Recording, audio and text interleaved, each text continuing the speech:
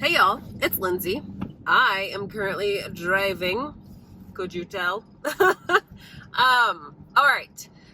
I recently got to have a super fun chat with a few of us YouTube ladies that are quickly becoming quite the fun little foursome.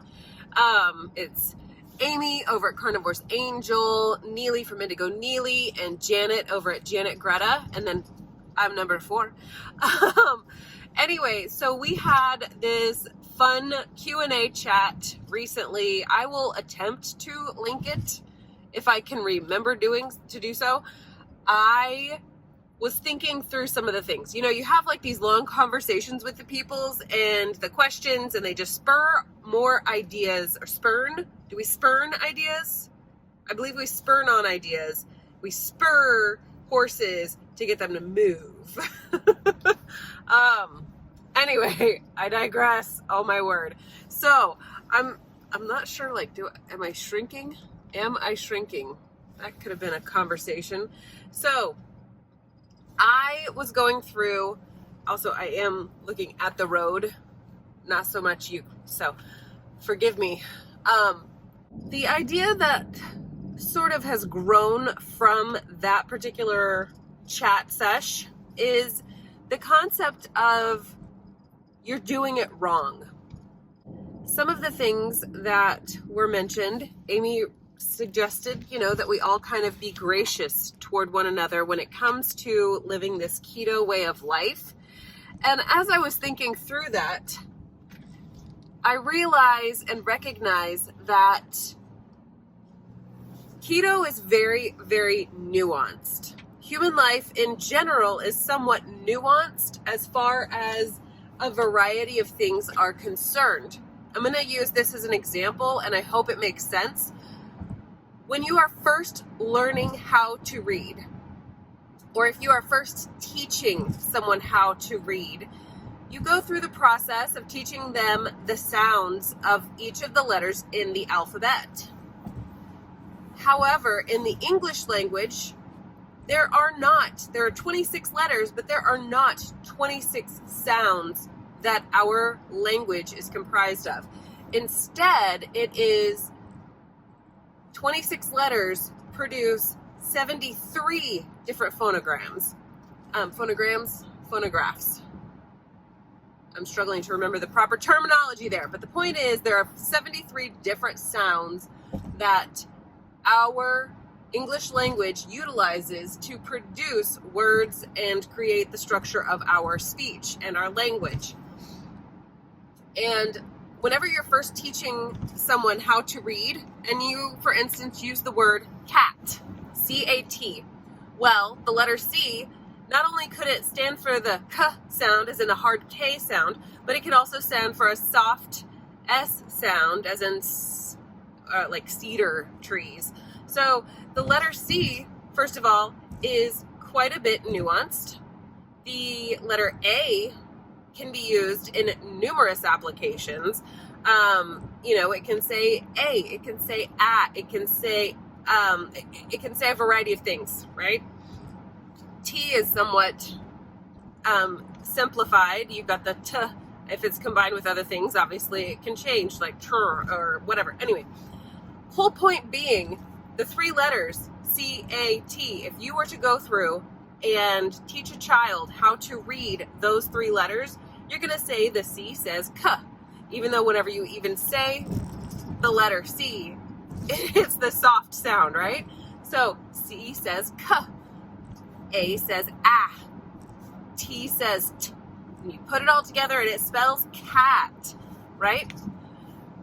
However, when that child is finished fully grasping and understanding and utilizing those pieces of information to read those simple words, you add on the next layer of complexity. You go through and you say things like, okay, now we're going to say, cedar, C-E-D-A-R. The A in this is not going to say ah, it's going to say It's kind of got to be back in your throat, You go through and you really nuance that's kind of the focus word here, is nuance. You really wind up nuancing the language so that you have a greater variety of ways that you can formulate communication. And in the keto way, first of all, you start off saying, avoid carbs. And you learn the basics of what does a carbohydrate look like. You're not at the point of nuance. You are at the point of, I steer clear from potatoes, rice, conventional bread. I steer clear from starchy vegetables. I steer clear from sugar. You know, you steer clear from these very basic, broad sweeping things to just get down the foundation. Once you have fully developed that skill of determining those broad sweeping carb zones, you start to dig a little deeper. You start to recognize that Greek yogurt, that is plain unsweetened Greek yogurt, does have carbs in it. Not a lot, but some. And it might be beneficial to steer clear from that. You start to figure out that even things that you thought were okay, green beans and carrots, those actually have more carbs. Or perhaps you're on the opposite end of the spectrum and you were told you can only have leafy green vegetables and you must steer clear from all others.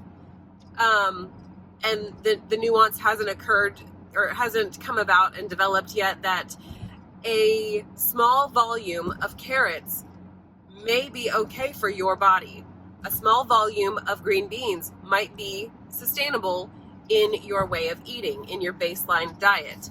So all of that to say that you learn the next layer.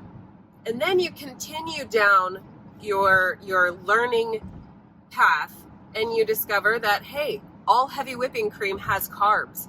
It may say 0. It may say less than 1. Regardless of what that says on that container, there is going to be some form of carb in that heavy whipping cream, and use it wisely. So you've started to nuance. In the beginning, you may have used heavy whipping cream with abandon. But as you have learned more and grown more confident in your execution of this way of eating, you start to dig a little deeper. You start to learn some of the nuances within this way of eating. And I find that to be such a cool part about all of this. Like, you build the foundation and then you start to build the walls, and then eventually you layer on the roof.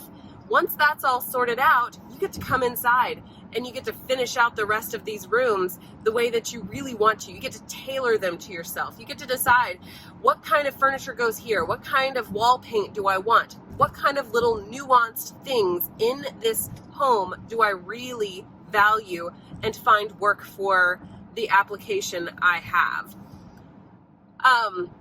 Obviously, I like to use a lot of analogies. You're welcome. I just got to really thinking about that nuanced piece of it. And I know often it's easy to get frustrated with somebody who is still just baseline, like base learning. Like, they are figuring out their foundation for their way of eating in a Ketovore way, in a Carnivore way, in a ketogenic way, low carb, whatever the case may be, or Atkins if they're doing Atkins, whatever that particular choice they have made for their eating lifestyle is, they are still in that foundational phase. And I find that the grace needs to come from them, sure. But what I think is that those of us who have nuanced our way of eating more and have really dabbled in a lot of different things and really sort of dialed it in a more fine-tuned way, I think that it's us that need to remember that at one point in time, we could not read the word cat, to go back to the reading analogy.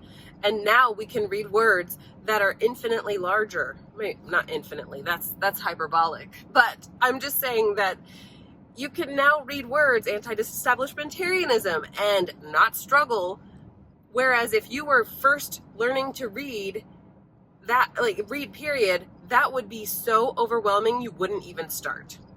So those of us who are in the more dialed in place could really greatly benefit the keto space.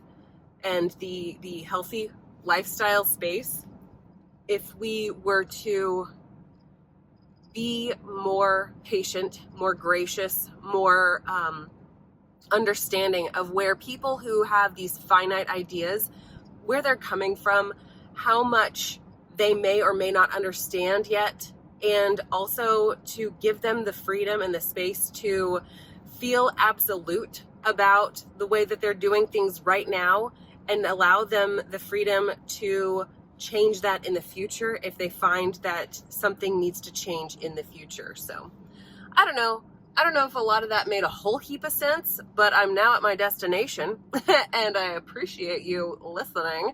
I am going to tuck in here and I am going to let you go. If you are new around here, I hope you enjoy this. I have tons of content here. I would love for you to check out the rest of it. And if you feel so inclined to subscribe, I would love that. And if you're a returning subscriber, thanks for listening to me ramble. If you made it to this point, I'll see you in the next one.